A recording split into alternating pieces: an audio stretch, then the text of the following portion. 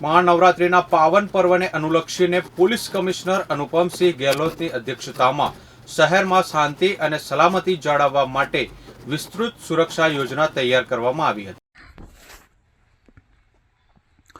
આ વર્ષે સુરતમાં 1000થી વધુ કોમર્શિયલ, નોન કોમર્શિયલ અને શેરી ગરબાના આયોજનો થવાના છે। આ તમામ આયોજનોને સુરક્ષા પૂરી પાડવા અને વ્યવસ્થા જાળવી રાખવા માટે 10,000થી વધુ પોલીસ કર્મચારીઓ અને સુરક્ષા દળોના જવાનો તૈનાત કરવામાં આવશે, જેમાં હોમગાર્ડ અને ટીઆરબીના જવાનોનો પણ સમાવેશ થાય છે।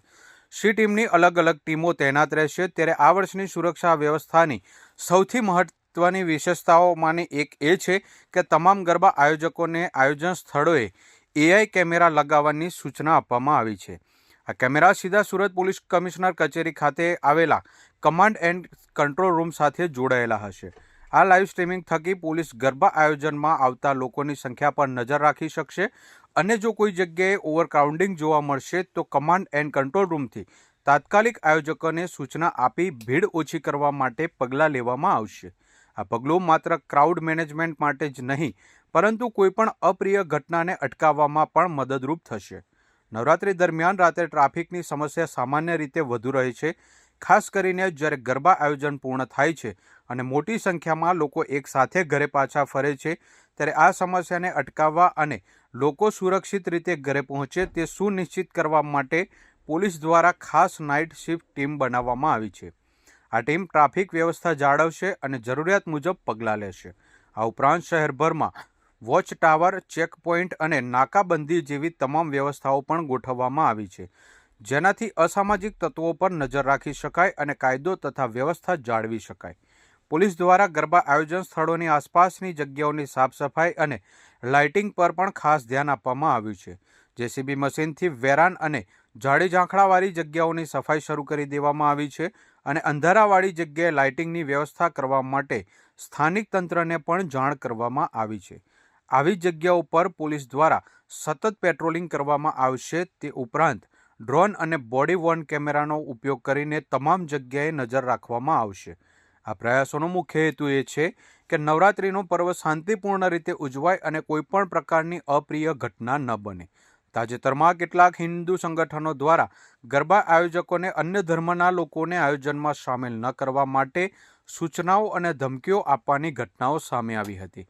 આ અંગે સુરત પોલીસ કમિશનર અનુપમસિંહ ગેહલોતે જણાવ્યું હતું કે પોલીસે આવા સંગઠનો સાથે પણ બેઠકો યોજી છે અને તેમને સ્પષ્ટપણે જણાવી દેવામાં આવ્યું કે જો કોઈ પણ પ્રકારની તકલીફ હોય તો સીધો પોલીસનો સંપર્ક કરવો।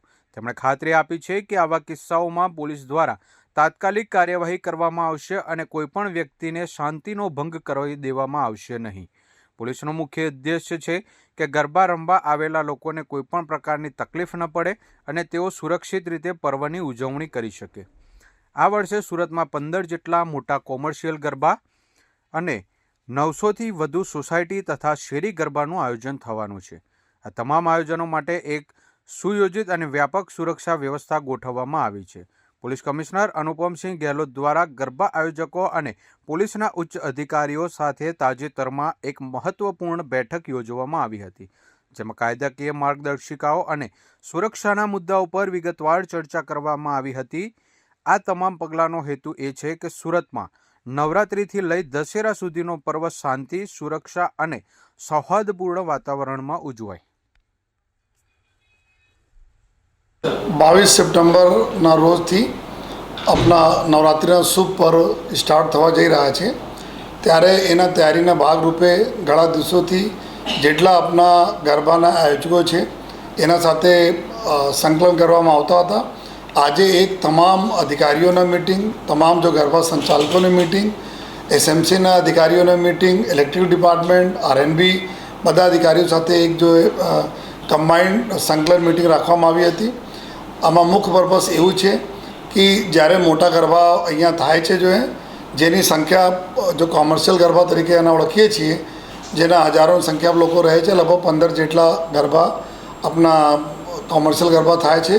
અને આ સિવાય બીજા ટોટલ શહેરમાં જો શેરી ગરબાઓ છે, આપણા અલગ અલગ જગ્યાએ શેરી હોય કે સોસાયટીમાં હોય, જે હજારોની સંખ્યામાં લોકો રહેતા હોય, એવા કુલ મળીને લગભગ જો 900 જેટલા બીજા ગરબાના આયોજન સુરત શહેરમાં થાય છે। અને જો કોમર્શિયલ સિવાય પણ ઘણા બધા ગરબા છે જે મોટી સંખ્યામાં લોકો ભેગા થાય છે લેકિન આ બિના ટિકટના હોય છે. આ તમામ ગરબાઓનો સમાવેશ કરીએ તો કરોડ 1000ના આસપાસ અમારા ગરબાના આયોજન સુરત શહેરમાં કરવામાં આવે છે. તો આજે જો સંકલનના મિટિંગ થઈ એમાં સમયસર પબ્લિકના સુરક્ષાના ધ્યાનમાં રાખતા અને સાથોસાથ ગરબામાં મા આદિશક્તિના આરાધના વખતે જો ભાગરૂપે જો ગરબાના આયોજન થાય છે આમાં અમારા જો સુરતવાસીઓને કોઈ પણ પ્રકારના કોઈ તકલીફો નહીં પડે એના ખૂબ કેવી રીતે સહેજતા સાથે આ લોકોને અવર જવર થાય. ગરબાના જગ્યા ઉપર ઢોમના અંદર જોઈએ ત્યાં પણ કોઈ પણ પ્રકારના અનિચ્છનીય બનાવ ન બને.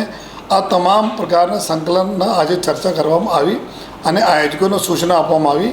જો ફાયર ડિપાર્ટમેન્ટના અધિકારીઓ અહીંયા હાજર હતા, ઇલેક્ટ્રિકલના હાજર હતા અને જો આરએનબીના સ્ટ્રક્ચરના મિકેનિકલના આ લોકો બી આ લોકોને સમજ પાડી કે શું આપણા તકેદારી રાખવાની જરૂરત છે.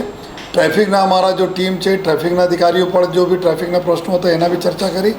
આ પૂરો સમગ્ર જો પૂરા અમારા નવરાત્રિના જો ગરબાના અને દશેરા એના પૂરા તહેવાર ખૂબ સારી રીતે થાય એના માટે પૂરા શહેરમાં અમે લોકોના લગભગ જો 10,000 જેટલા પોલીસ, હોમગાર્ડ, ટીઆરબીના જવાનો ખડે પગે રહેશે. જો અમારી નાઇટમાં પૂરી અલગ સ્કીમ અમે લોકો બનાવવામાં આવી છે.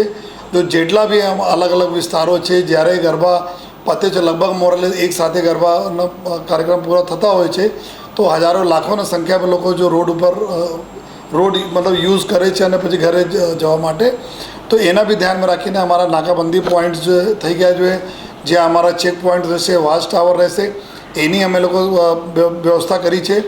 અને સાથોસાથ આ સમગ્ર જો ગરબાના ઇવેન્ટ જો છે એના સીસીટીવી કેમેરા ગત વર્ષે બી સીસીટીવી કેમેરા લગાવવામાં આવેલા હતા જેના ફીડ સીધે અમારે કંટ્રોલ રૂમમાં આવતા હતા અને કંટ્રોલના સ્ટાફ દ્વારા આ ગરબાઓ ઉપર જો ધ્યાન રાખવામાં આવતા હતા. ખાસ કરીને કોઈ વધારે ભીડ ભેગી થઈ ગઈ હોય યા બીજા ત્યાં આ વ્યવસ્થા કોઈ સર્જાય નહીં, જરૂરત હોય તો અમે પોલીસના ગાઈડન્સ અહીંયા કંટ્રોલ રૂમથી મળે, સાથોસાથ આયોજકોને આપણા ગાઈડન્સ મળે એની વ્યવસ્થા બી અમે આ વખતે પણ કરવાના છીએ.